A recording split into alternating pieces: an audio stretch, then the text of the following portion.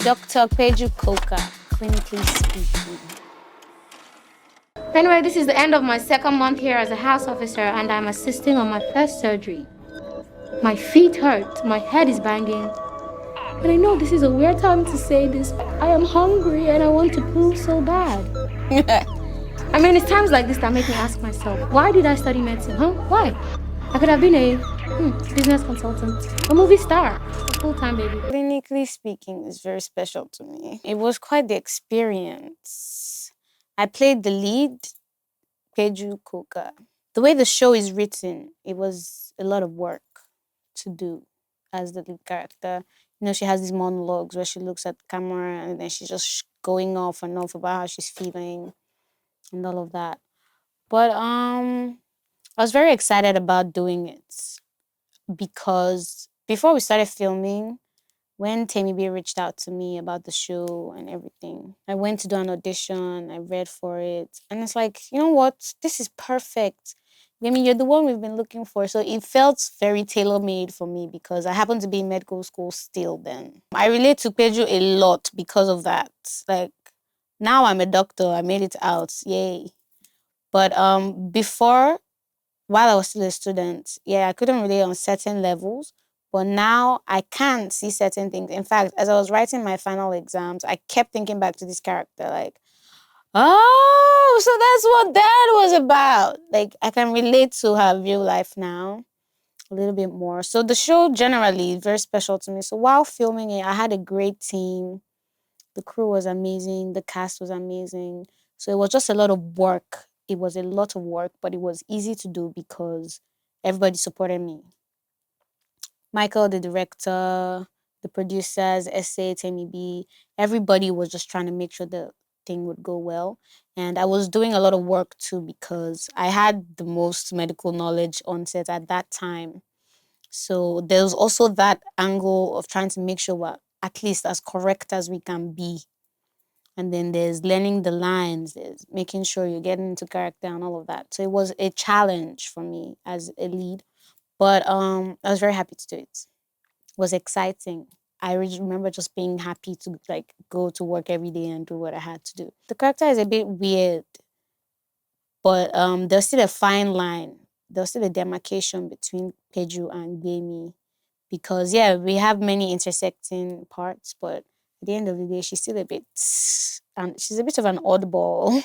So getting to explore that was very like interesting for me. Just to pick out those specific things, just very minute, just dichotomize in that way, and it was challenging, but it was fun, and I'm glad we got to do it at all. After I'd like auditioned for the show and everything, we had a discussion, like directors, producers, myself. And I'm like, okay, so I'm gonna read through the script, and anywhere I see that we need corrections, I'm gonna highlight it, and I'm gonna send the script back. So when you get the script, you look at all the adjustments I've made, and find a way to make the story work with a little bit more accuracy. And funnily enough, the writer of the show used to be a medical student as well. So there was also already that background. So we were not starting from scratch. But yeah, I did do some work in like editing certain things. I didn't know so much because if I was to edit the script right now, there will be a lot more changes made right now.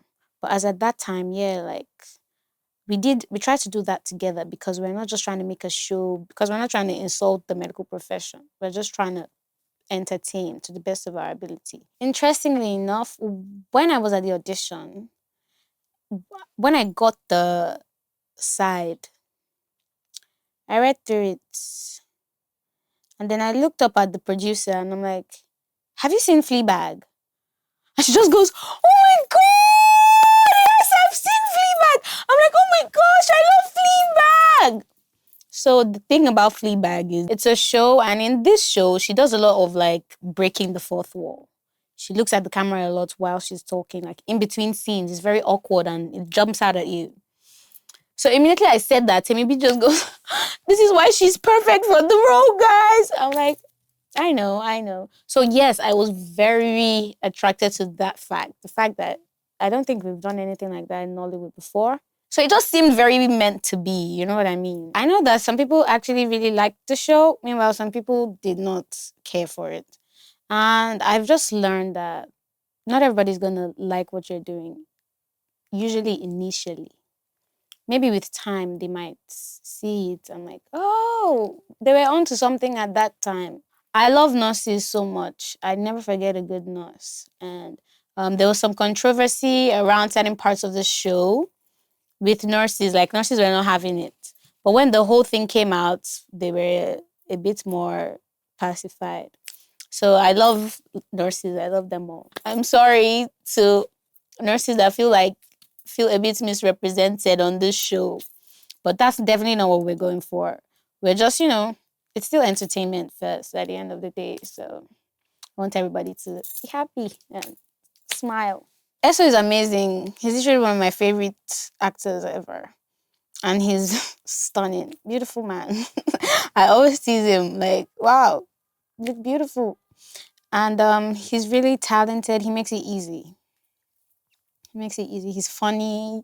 He's kind of like a goofball. But he's really chill too. He's much older than me, which I also tease him about. But like he doesn't make you feel weird or anything. We're just friends, I think many people enjoyed Rotimi because of Eso. Just lost my first patient and I can't get him out of my head. But I have to be a good Christian daughter for this family. More importantly, I have to be a good doctor. This is a job, huh? In medical school, they teach you about a holistic approach to treating your patient. It's a patient-centered approach. Basically, what works for your patient is what you should work with. Now, when it comes to the science of it, the science of medicine is not disputable. We've had results. We've seen that these drugs work for these conditions, right? Fine, but when it comes to religion means a lot of things to a lot of people. A lot of the times, the strength of the mind is dependent on certain factors that the individual has put in place.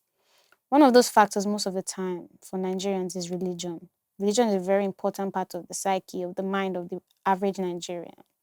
So when you're trying to take a well-rounded approach to someone like that, you don't dismiss a full part of their lives just because you think you know what they need. Yeah, somebody presents with a cough, you want to give an antibiotic or whatever. Person says they don't want. What do you do then? Because you cannot force that person to take what they don't want to take. Person says, I believe holy water will make me feel better. As a doctor, your job is not to tell them that you can't take holy water. It doesn't mean anything. In fact, it's frowned upon. So in a situation like that, you find a way to meet in the middle with your patient. Okay, how about you use your holy water to swallow your antibiotic? Two-factor authentication now. So you know how it goes now. So that kind of thing. So it's always about finding what works best for your patient, for the best, having a patient's best interest at heart. Religion goes just beyond even the holy water, support, social support. The pastor is coming to see this patient that doesn't have any family member. There's only one person that comes to see you on the ward, and it's your pastor, it's your church member. Are you going to tell them that they shouldn't believe in that? So it's basically just finding what works for your patient, a patient-centered approach. That's literally the summary of what being a better doctor these days is about. So yeah, there are definitely ways these things intersect. It's up to you to find it. That's what the training is for, because it's very individualized. Case of herbs is a bit different in that some of these things are genuinely organically harmful. This one is beyond your belief in the Agbo now. It's more like, do you want your kidneys to continue working or not? Typically, in most situations, we tell people not to take herbal preparations, mostly because they don't know the content of these things. Sometimes they put a lot of damaging drugs and a lot of and they put an overdose of these things. So that's the main issue that doctors have with preparations like that. So they are harmful because they are not regulated. Actors and crew work very hard to bring the films we love to life. Please support their official release. Thank you. Keep watching Arrow House Entertainment.